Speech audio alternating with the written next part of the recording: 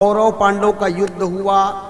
युद्ध अंतिम बेला पर अर्थात समाप्ति की बेला पर, लेकिन जंघा टूटा हालत में पड़ा है कौन?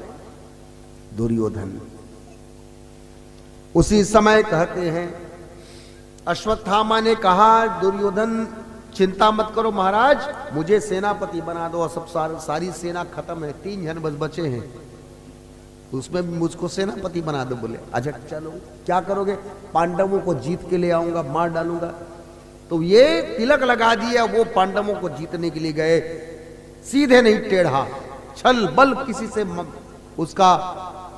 उनका वध करूंगा, ऐसा सोचकर रात को शिविर में जाकर सोए हुए पांडवों का वध करूंगा कहकर चला गया।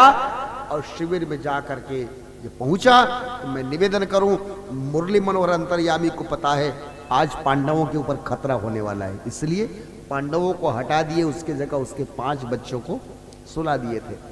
धोखा से अश्वत्थामा ने द्रौपदी के 5 बेटों को, जो पांडवों से उत्पन्न है, उन्हीं समान दिखते थे, उनकी हत्या कर दी। उनकी हत्या की और उनके मुंडे को लेकर, उसके मुंडों को लेकर दुर्योधन को दिखाया। दुर्योधन पहले तो हंसा, अरे मैं पांडवों को हम जीत लिए, फिर जैसे भीम का सिर को दो मैं तोड़ूंगा। बोले भीम जैसा बड़ा सिर जीत दिखा, जो भीम का ही बेटा था। थोड़े पता चला अरे भीम का सिर नहीं है, फिर ध्यान से देखे, अरे उनके बच्चे तो कस के रोना शुरू कर दिया, अरे हमसे बड़ा पाप हो गया, अपने ही खानदान के बच्चों के हाथ से हमने वध कर दिया, जो आखिरी में पिंड प्रदान करने वाला था, जल देने वाला था, इसको ही मार डाला। ये सोच करके रोया। और इस प्रकार इस घटना के बाद दुर्योधन तो प्राण त्याग दिया। अब होया यूं कि ये समाचार फैलते ही जब द्रौपदी को पता चला, शिविर में जब बच्चों को उठाने गई तो वहां देखते हैं 5 का धड़ पड़ा है, खून से लथपथ, सिर नहीं है। एक माँ अपने बच्चे के पैर में एक कांटा गड़ा देखती है ना, तो बच्चे को जितनी तकलीफ होती है उससे ज्यादा तकलीफ किसको होती है? माँ। वो व्याकुल होकर चिल्ला करके रोने लगी, एक के बाद एक बच्चों की अवस्था देख कर देखो। और व्याकुल होकर के रोने लगी, सब दौड़े, क्या हुआ?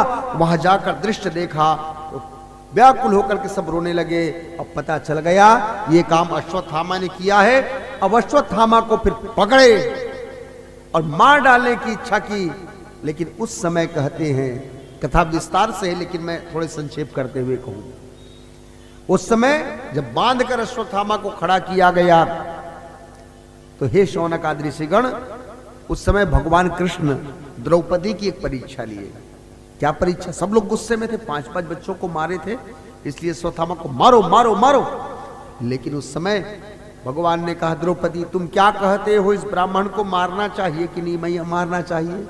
कहते ब्राह्मण को कभी भी इसकी हत्या नहीं करनी चाहिए और आतताई को कभी छोड़ना नहीं चाहिए। अब दोनों बात है, वो आतताई था, अब मारा जाए कि छोड़ा जाए? तो द्रौपदी ने कहा हम कुछ नहीं जानते, हम तो इतना कहते हैं कि मुच्यता मुच्यता मेष ब्राह्मणो नितरा गुरु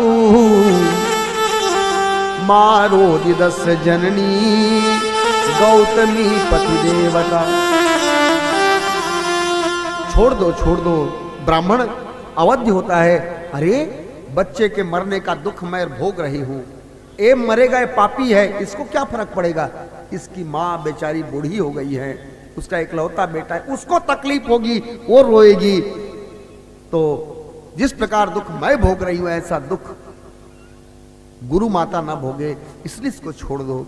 इस प्रकार जब वो द्रौपदी के 5 बच्चे को मारने वाले के प्रति द्रौपदी के दया को देखे भगवान कृष्ण, भगवान खुश होकर कहते, वाह द्रौपदी तू धन्य है बहन, तू धन्य है। भगवान ने कहा अब इस हिसाब से छोड़ दिए जाए। अर्जुन ने कहा ठीक है। भीम गुस्सा के कहते मैं मार डालूंगा इसको। बोले आप लोग छोड़ोगे तो मैं मारूंगा। भगवान ने कहा तो बड़ा गड़बड़ हो रहा है मामला, क्योंकि भीम, अब देखा गया उस समय भगवान फिर समझाकर उसी बात को कहे कि ब्राह्मण की कभी हत्या नहीं करनी चाहिए और आतताई को कभी जिंदा नहीं छोड़ना चाहिए। अब दोनों काम कैसे होगा?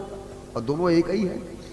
तो भगवान ने कहा इसका घोर अपमान कर दो, इसके मणि निकाल लो माथे से। इसके माथे से मणि निकाल लिया गया, घोर अपमान करके छोड़ दिया गया।